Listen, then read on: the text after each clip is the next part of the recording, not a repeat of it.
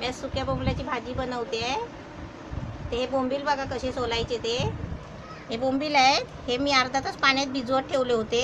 हे मोठे बोंबील आणले मी, याच्यापेक्षा बारीक बोंबील असतात ना ते कसे असे सोलायचे नसतात। हे बघा मी असे हे सोलले आहेत ना, हे कसं सोलायचं ते दाखवण्यासाठी तुम्हाला हा एक ठेवला आहे।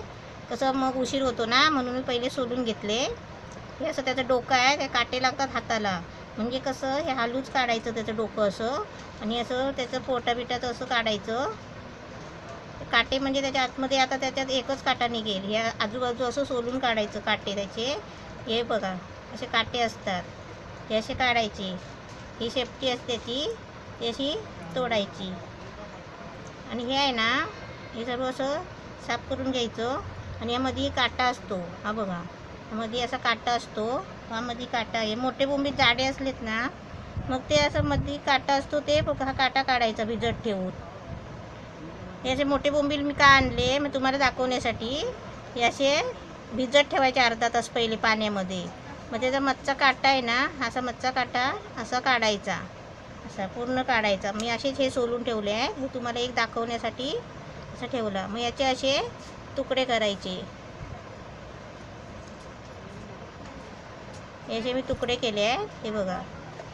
आणि दुसरे याच्यापेक्षा आपण बारीक छोटे एकदम बोंबील आणले ना मग ते असे पाण्यात भिजत नाही ठेवायचे, त्याचे पहिले आधी असे तुकडे तुकडे करत जायचे एवढे एवढे, आणि नंतर ते पाण्यात भिजवायचे आणि मग भाजी बनवायची। आता सर्व रेडी झालं आहे, आता मी गॅसकडे सर्व हे तुम्हाला दाखवते कशी भाजी बनवायची। या बोंबीलमध्ये मी बटाटा कापून टाकते आहे, म्हणजे बोंबीलमध्ये बटाटा कापून टाकलं ना मग ती भाजी वाढते पण चांगली, छान लागते पण। आणि या बोंबीलमध्ये तुम्ही कुठली पण भाजी, कडधान्य सोडून आहे ना तुम्ही कुठली पण भाजी टाकू शकता, कारण ही वस्तू आहे ना ही महाग असते आणि थोडी असते, त्याच्यामुळे आपल्याला भाजी वाढवायची असेल तर ह्याच्यामध्ये कुठल्या पण प्रकारची भाजी टाकायची। पडवल म्हणा, असं काय असेल तर ते टाकायचं।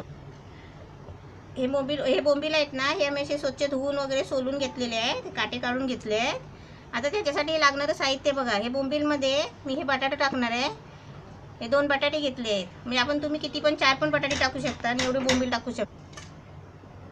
हे बोंबील आहे त्याच्यामध्ये हे बटाटे टाकणार आहे, आणि त्याच्यासाठी हे सगळं लागणारं साहित्य, हे कोकम आहे थोडंसं, ही अद्रक लसूणची पेस्ट आहे बनवलेली, हे शेंगदाण्याचं कूट आहे, ही मिरची पावडर आहे, मीठ आहे, कांदा आहे, हळद आहे, तेल आणि पाणी। हे आता मी पहिलं तुम्हाला गॅस पेटवते, गॅस पेटवला आहे, आता मी तेल ओतते।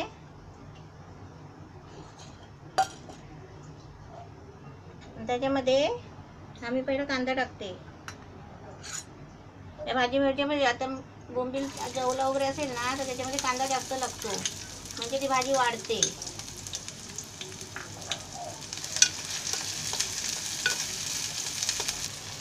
कांदा असा थोडा भाजला ना मग आपण कुठली भाजी टाकायची असेल तर ती टाकायची। आज मी बटाटे टाकते, म्हणजे कांदा पूर्ण भाजून नाही द्यायचा, कारण मग बटाटे पण त्याच्यामध्ये तेवढे शिजून येतात लवकर। ती बटाटे टाकते आणि ती बटाटे हलवायची आणि जरा झाकण मारून ठेवायचं, मग कारण बटाटे पहिले शिजवून घ्यायचे, कारण ते बोंबील कसे नरम असतात ना म्हणून ते पहिले शिजत नाही लवकर। हे थोडं आता पाणी ओतते मी, कारण ते बटाटे शिजायला पाहिजेत ना म्हणून। आणि याच्यावर झाकण मारते, याच्यावर झाकण ठेवते। 2 मिनटं शिजायला पाहिजे, कारण ते बटाटे शिजायला पाहिजेत ना त्याच्यासाठी।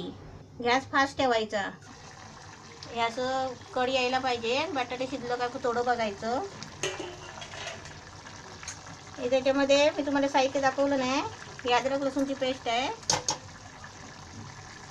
हे शेंगदाण्याचं कूट आहे, ह्याच्यामध्ये आपण खोबरं टाकलं तरी चालेल, मी शेंगदाण्याचं कूट घेतलं आहे। हे कोकम आहेत, कारण ते मच्छी आहे ना त्याच्यासाठी कोकम लागतो, कोकम नाही तर इमली वगैरे, इमली पण दुकानामध्ये मिळते, ते टाकायची।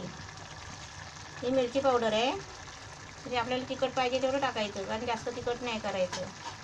आणि हे मीठ आहे। आता मी त्याच्यामध्ये हळद टाकते,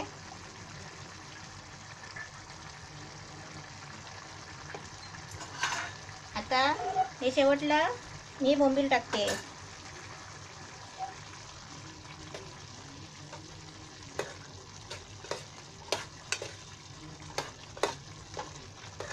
ह्याच्यामध्ये आपण कांदा खोबरं वाटून टाकलं ना तरी पण चालतो, मग चांगली भाजी होते. म्हणजे आपण चिकनचा मसाला तयार करतो ना, तसा करून थोडासा टाकला ना तरी पण चालतो.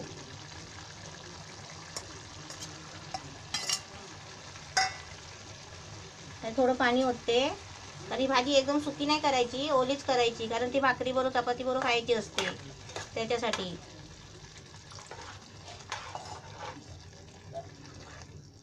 आता मी परत गॅस फास्ट करते.